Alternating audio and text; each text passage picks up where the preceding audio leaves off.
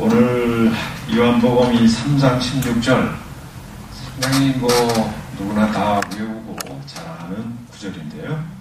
하나님이 세상을 이처럼 사랑하사 독생자를 주셨으니 이는 그를 믿는 자마다 멸망치 않고 영생을 얻게 하려 하십니다. 이 말씀의 주어가 되는 것은 하나님이시죠. 우리 성경에서 기독교에서 말하는 하나님은 어떤 하나님이실까요? 보통 하나님을 얘기할 때 우리 신앙생활의 가장 중심 메스터키는 전도하는 거, 성경 보는 거, 신앙생활하는 거, 선교하는 거, 봉사하는 거 다 중요하지만 가장 신앙생활의 가장 핵심이 되는 초점은 결국 knowing God, 하나님을 아는 데 있습니다. 하나님은 어떤 분이실까요? 우리의 창조자이시고 우리의 구원자가 되시고 최종적으로 우리의 심판자가 되실 그 하나님, 그 하나님을 아는 것이 우리 신앙생활의 출발점이고 마지막 꼬리지점이다, 이렇게 생각이 됩니다. 평생 우리는 어떻게 보면 하나님을 알아가는 과정에 있다, 이렇게 말할 수 있을 것 같아요. 근데 저는 대학에서 철학을 전공했습니다. 철학에서 신의 문제는 거론을 잘 안 해요. 옛날에는 신의 문제를 거론했지만 요즘 신에 대한 그것을 토론하는 것조차 철학에서는 금기시하고 있어요. 솔직히 말하면 너도 모르고 나도 모르는 문제를 거론하는 것 자체가 의미가 없다고 생각을 하는 거겠죠. 근데 이 전통 종교에서 소위 신론이라고 얘기할 때 신을 얘기할 때 두 가지 측면에서 얘기하는 경향이 있어요. 이 신이라는 것은 우리 인간과 너무 다른 초월적인 존재다. 그러니까 인간과 다른 어떤 초월성을 강조하는 관점에서 신을 바라보는 것이 하나이고요. 또 하나의 관점은 하나님을 바라볼 때 우리 안에 우리의 관심을 가지고 우리와 함께하는 어떤 신의 내재성이라는 것을 더 많이 바라보고 이해를 해요.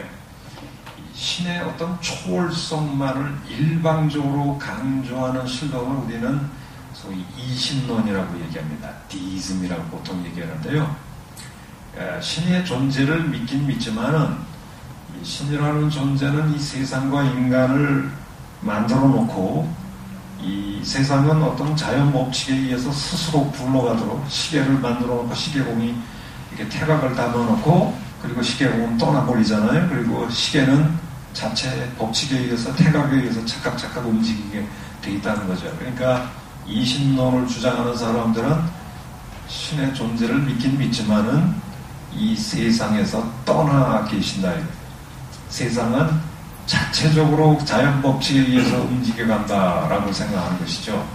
그러니까 이 세상의 모든 만사에 신이라는 것은 거의 개입을 안 한다, 이렇게 생각을 해요.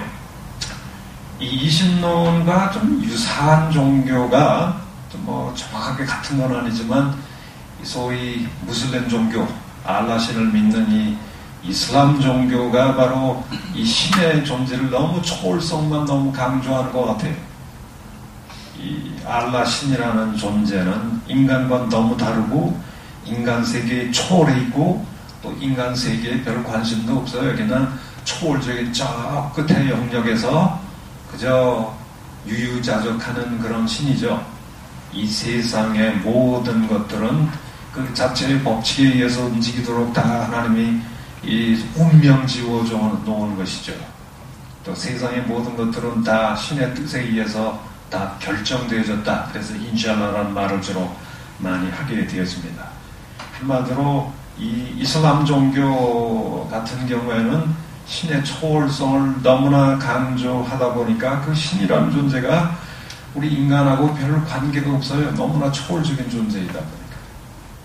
그런데 이 이신론과 또 정반대 스펙트럼에 있는 그 신론이라고 하는 게 범신론이라는 게 있어요. 팬티즘이라는 건데요. 자연 세계 자체가 신이죠.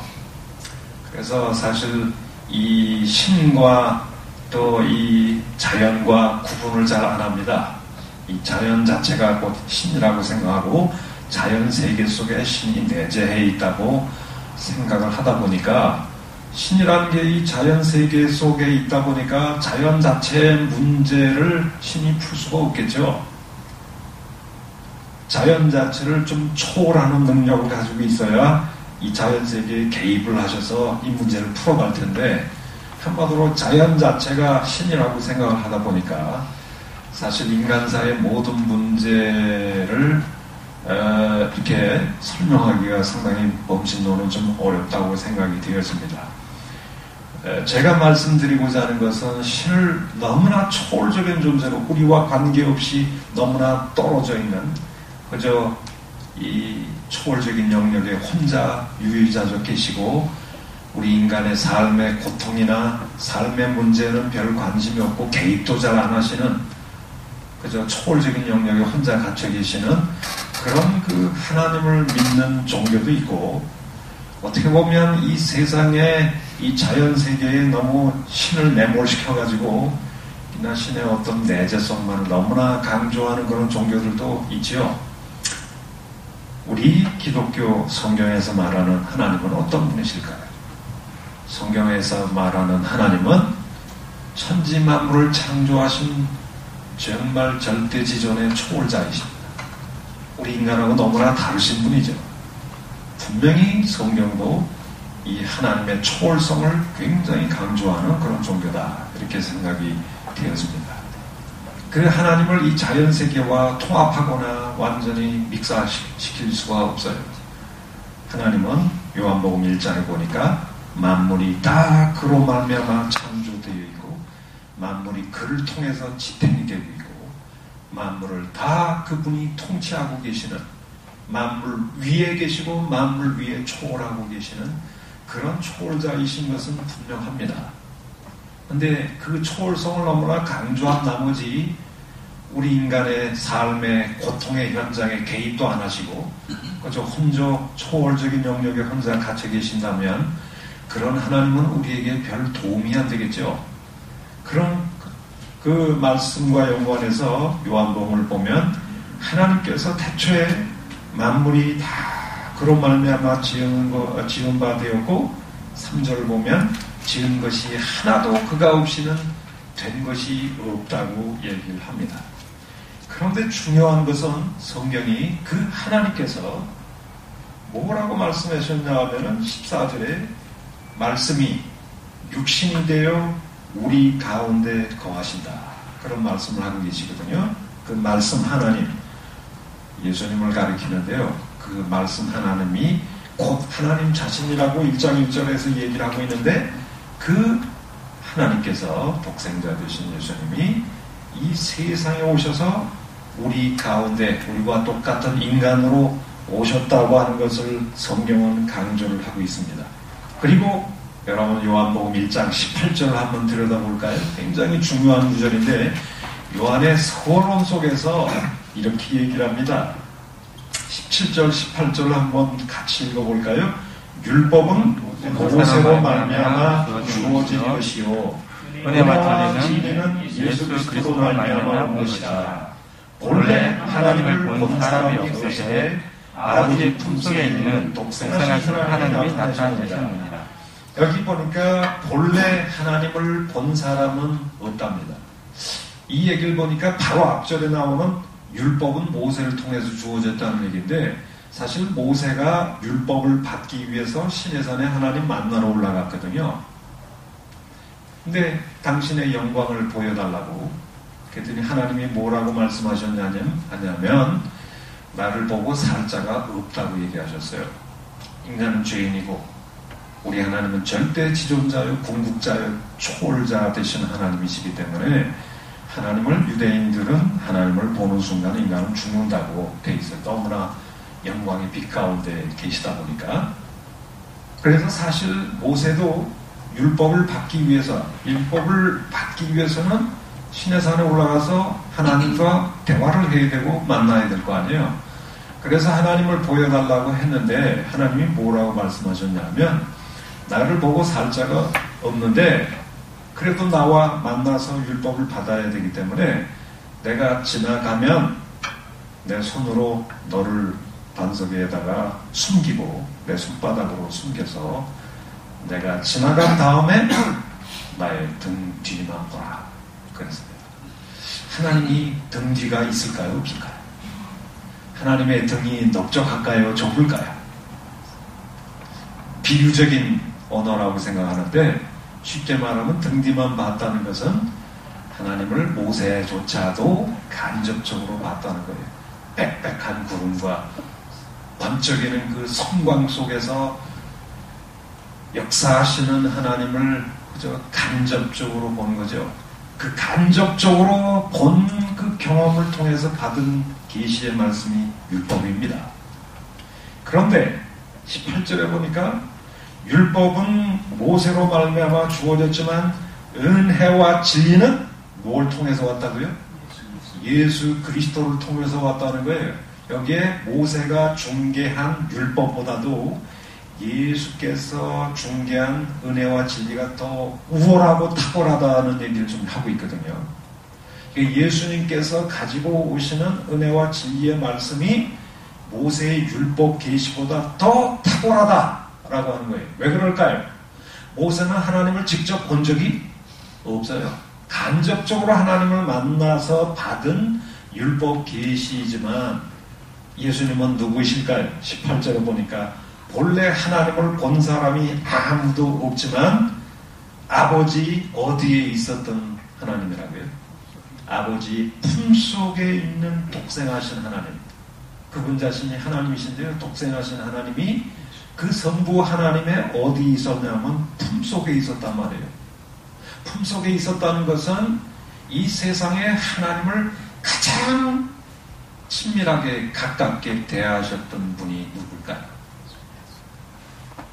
모세도 하나님을 본 사람이 없고 역사 속에 하나님을 목격하고 보고 경험한 사람이 하나도 없어요.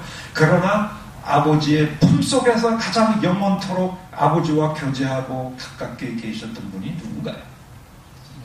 예수 그리스도 밖에 없어요. 그분은 곧 하나님이십니다. 성부 하나님과 성자 하나님은 아들과 아버지의 그 친밀한 관계 속에서 품속에 계셨는데 그분이 지금 하늘 보좌를 버리시고 지금 어디까지 찾아오셨습니까? 말씀이 뭐가 되어서?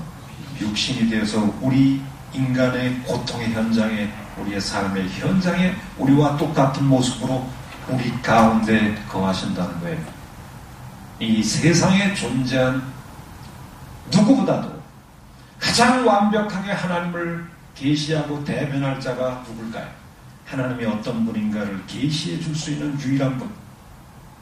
모세도 하나님을 계시하고는 있지만은 그의 계시는 간접적이고 불완전한 계시에 불과했습니다. 그러나 예수님이 가져오시는 계시는 가장 완벽하단 말이에요. 왜? 그분은 곧 하나님이시고 하나님과 함께 영원토록 품속에 계셨기 때문에. 바로 그렇기 때문에 18절을 가만히 보면 아무도 하나님을 본 사람이 없으되 아버지 품속에 계시는 독생하신 하나님, 이 하나님이 나타내셨다. 누구를 나타내셨다는 말일까요? 18절의 말씀을 보면 18절에 독생하신 하나님이 나타내셨다, 계시하셨다는 말인데요. 그 독생하신 하나님이 계시하셨다. 그래서 앞에 18절 앞절에 나오는 아무도 본 적이 없는, 모세도 본 적이 없는 바로 그 하나님을 독생하신 하나님, 예수님이 그 하나님을 계시하셨다는 것이죠. 한마디로 이 세상에 예수님은 뭘 하러 오신 분인가요? 요한일서 1장의 서론을 가만히 들여다보면 예수님은 이 세상에 하나님이 어떤 분인가를 계시하러 온 하나님의 계시자다. 이런 뜻이죠. 하나님이 누구인가를 이 세상에 알리기 위해서 아무도 본 적이 없는 그 하나님. 왜 사람들이 하나님을 모를까요?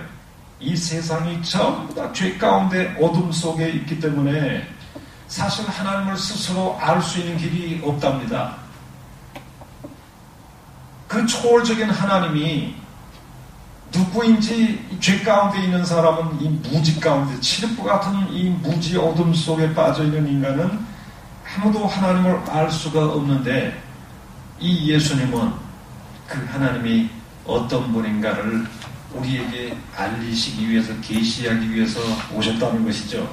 그래서 예수님이 가져오시는 하나님의 계시, 그 하나님이 어떤 분인가를 알 때 요한복음 17장을 한번 볼까요?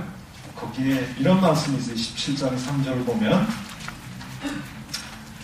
영생은 뭐라고 얘기를 합니까? 영생은 유일하신 참 하나님과 그가 보내신 자 예수 그리스도를 뭐 하는 데서 온다고요? 아는 데서 온다는 것이죠. 우리 기독교는 지식의 종교요, 알을 굉장히 강조하는 종교입니다. 영생이 뭐냐? 영원하게 하나님과 충만한 생명을 누릴 수 있는 그 생명이 어디서 오느냐? 하나님을 아는 데서 오는데요. 그 하나님을 참되게 아는 지식은 누가 가져오는 건가요? 예수님밖에 없다는 거예요. 부처도, 이 모세도, 이 세상에 존재하는 어떤 누구도 하나님이 어떤 분인가를 제대로 계시하고 알려줄 사람이 이 세상에는 없다. 예수님만이 유일하게 하나님이 어떤 분인가를 계시하는 분이신데 왜 그분만이 자격이 있을까요? 그분이 곧 하나님이시고 아버지 품속에 성부 하나님과 가장 영원토록 품속에 계셔서 하나님과 친밀한 관계 속에서 하나님을 가장 완벽하게 알고 계시는 분이기 때문에, 근데 그 예수님이 지금 하늘 보호자를 떠나셔서 우리 인간이 되셔서 우리 가운데 우리와 똑같은 인간으로 오셔서 하나님이 어떤 분인가를 공생의 기간 동안에 다 알려주셨다는 것이죠. 따라서 우리가 하나님을 알고 하나님에게로 갈 수 있는 유일한 길은 누구에게로 가는 길밖에 없을까요? 예수님밖에 없다는 것입니다. 내가 곧 길이요 진리요 생명이니 나로 말미암지 않고는 아버지께로 올 자가 없다. 이것이 요한의 핵심적인 말씀이 아닌가 생각합니다. 그런데 오늘 이 성경에서 말하는 하나님은 어떤 분인가요? 그분은 너무나 위대하신 초월자 되신 하나님의 우리의 역사 위에 초월하고 계시고 세계 어떤 사건도 담아낼 수 없는 초월적인 하나님이신데 그 초월성만 너무 이슬람 종교는 많이 강조하지만 그분이 우리 인간의 삶의 현장에 찾아오셔서 우리와 고통을 함께 나누시고 똑같은 사람으로 오셔서 우리와 함께 거하고 계신다. 성경은 또한 내재성을 엄청나게 많이 강조합니다. 특별히 그 우리 인간 세계에 찾아온 이야기를 얘기하는 것이 이 요한복음 3장 우리 16절을 우리가 읽었는데요.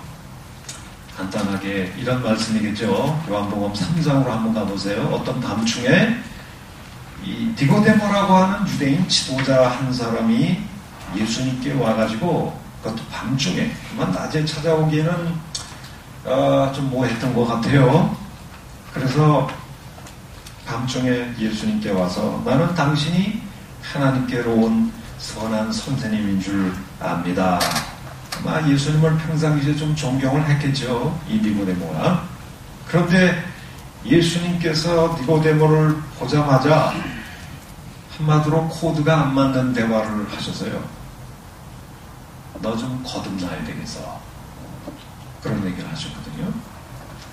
사람이 진실로 너 거듭나지 않으면 하나님 나라에 들어갈 수도 없고 볼 수도 없다. 그랬더니 니고데모가 거듭나라고 그러니까 그럼 어머니 모태 속에 들어갔다가 다시 나오면 됩니까? 이렇게 얘기를 한 겁니다.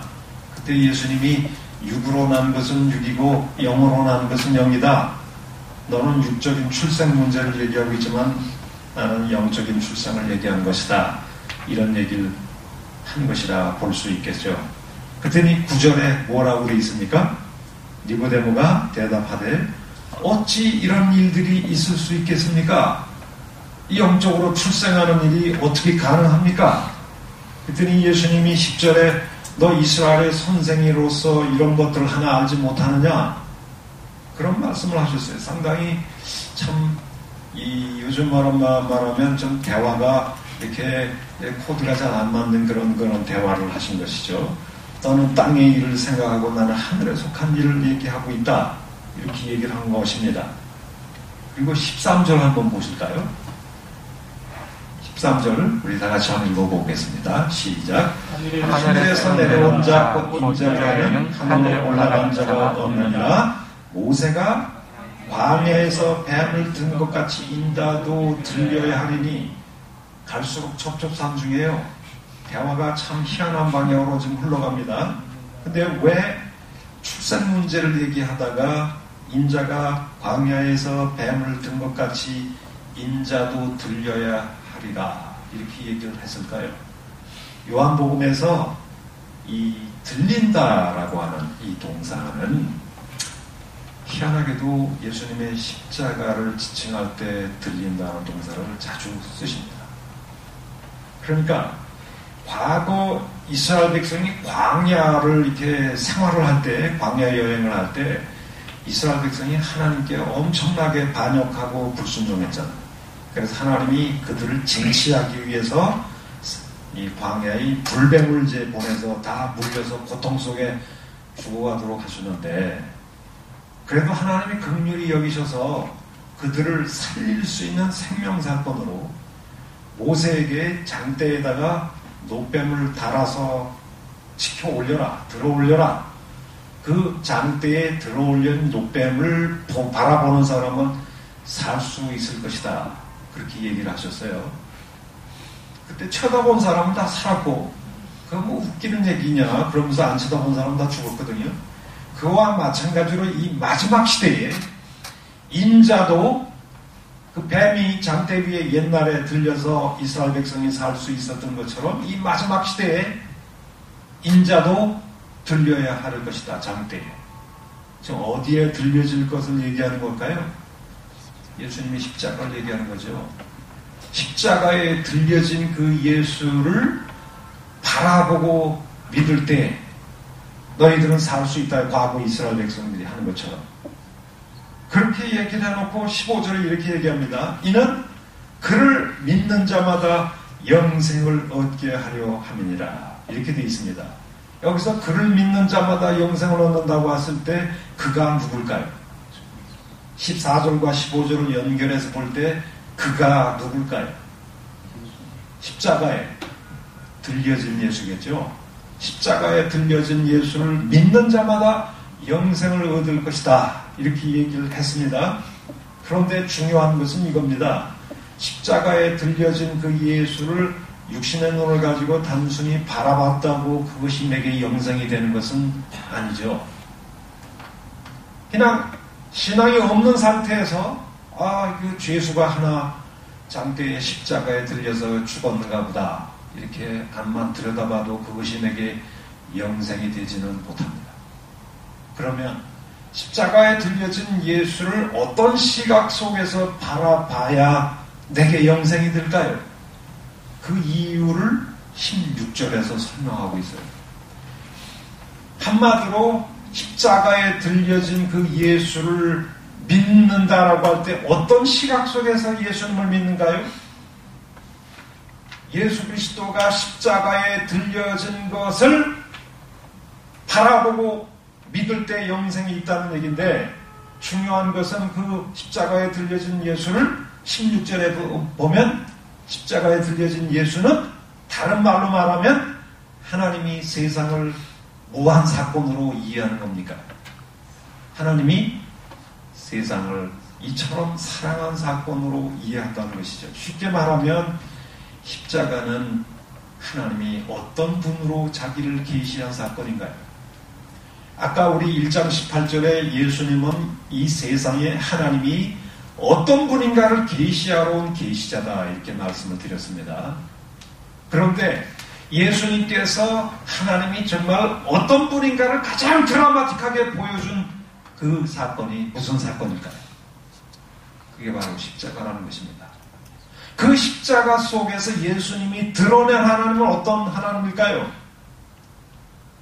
우리 세상 사람을 살리기 위해서 자기 하나밖에 없는 아들을 죽는데 내주기까지 우리를 사랑하셨단 말이에요. 하나님이 세상을 이처럼 사랑하셨다는 것이죠. 쉽게 말하면 그 십자가에 들려진 그 예수를 바라볼 때 내게 영생이 있다는 얘기인데, 영생이 주어지는 그 핵심적인 사건이 뭐냐면 십자가 속에서 우리는 하나님을 만난다는 것이죠. 어떤 하나님? 우리를 이처럼 무한 하나님, 사랑하신 하나님. 우리는 십자가 밑에서 하나님을 사랑의 하나님으로 만나게 됩니다. 쉽게 말하면 내가 이렇게 살 수 있게 된 것은 당신의 사랑이었군요. 당신의 사랑이 나를 정말 살리셨습니다. 이렇게 바라보고 믿는 사람은 그 순간 뭘 경험한다는 거예요? 영생을 경험한다는 것이죠. 그런데 중요한 것은 전운맥 속에서는 정말 그 거듭 태어나는 걸 얘기하고 있잖아요. 육으로 태어나는 말고 영으로 태어나는 영적인 출생을 지금 얘기를 하고 있는데요. 여러분 1장 13절 한번 보실까요? 거기에는 이런 말씀이 언급되어 있죠. 1장 13절에 12절 영접하는 자 곧 그 이름을 믿는 자들에게는 뭐가 되는 권세가 있다고요? 하나님의 자녀가 되는 권세가 있다고 했는데, 문제는 이 하나님의 자녀가 되는 일이 13절에 뭘로 이루어지지 않습니까? 혈통으로 되는 것도 아니고 육정으로 되는 것도 아니고 사람의 뜻으로 되는 것도 아니고, 하나님의 자녀가 되는 것은 오직 누구에게서 나야 됩니까? 하나님에게서 나야 돼요. 우리 인간에게서는 육신의 아버지에게서 태어나야 육신의 아버지의 가족이 되겠죠. 제 아들이 되려면 저에게서 태어나야 돼요. 그러나 하나님의 가족이 되려면, 신의 가족이 되려면 누구에게서 나야 됩니까? 하나님에게서 나야 합니다. 그 하나님에게서 난다는 것을 3장에 보면 예수님께서 3장 5절에 뭘로 난다는 말로 설명하고 있어요. 3장 5절에 예수께서 대답하시되 진실로 진실로 내게 이르노니 사람이 무엇으로 나지 않으면, 물과 성령으로, 이 물이란 말은 그냥 설명 보조어이기 때문에 물은 그냥 정결케 하는 성령으로 이렇게 설명 보조어로 설명할 수 있어요. 핵심은 성령이죠. 쉽게 말하면 하나님의 가족으로 하나님에게서 난다는 것은 다른 말로 말하면 뭘로 나는 것이죠? 성령으로 나는 것이다. 이렇게 얘기를 하고 있고요. 3장 3절에는 다른 말로 설명이 되고 있어요. 3장 3절에 예수께서 대답하여 이르시되 진실로 진실로 내게 이르노니 사람이 뭐하지 않으면, 거듭나지 않으면 이렇게 되어 있는데, 이 거듭나지 않는다라는 말이 헬라어로 아노덴이라는 말이거든요. 이 아노덴이라는 말이 원래 거듭, 다시라는 뜻이 있긴 있어요. 그런데 원래 그 뜻은 위로부터라고 하는 뜻입니다. 그래서 여러분 31절 처음 나오는 단어를 보세요. 3장 31절을 보면 처음 나오는 단어가 무슨 단어죠? 3장 31절에 처음 나오는 단어가 위로부터. 이게 아노텐이거든요. 이 아노텐이라는 말이 원래 위로부터라는 말인데 3장 3절에서는 거듭 다시 태어난다는 뜻으로 해석을 했습니다. 그런데 원래 문맥에 맞게 하려면 위로부터 나야 된다, 이런 뜻이죠. 그러니까 지금까지 1장 12절의 말씀을 보면, 13절을 보면 하나님에게서 나야 하나님의 자녀라고 했죠. 3장 5절에서는 성령으로 나야 하나님의 자녀라고 했죠. 네, 3장 3절에는 어디에게서 나는 것을 의미하죠. 그런데 중요한 것은 하나님에게서 태어나는 이 신적인 초자연적인 출생이 어디서 이루어질까요? 하나님의 가족이 되는 이 중심 사건이 어디서 가능할까요? 그것은 십자가에 들려진 예수 그리스도를 어떤 시각에서 바라보는 거죠. 십자가를 바라볼 때 하나님이 나를 이렇게 사랑하셨구나. 하나님의 사랑이 계시된 사건으로 십자가를 바라보는 겁니다.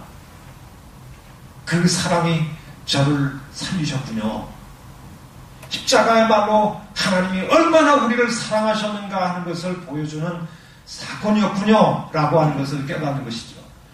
우리는 십자가 아래서 하나님을, 사랑의 하나님으로 우리를 만납니다.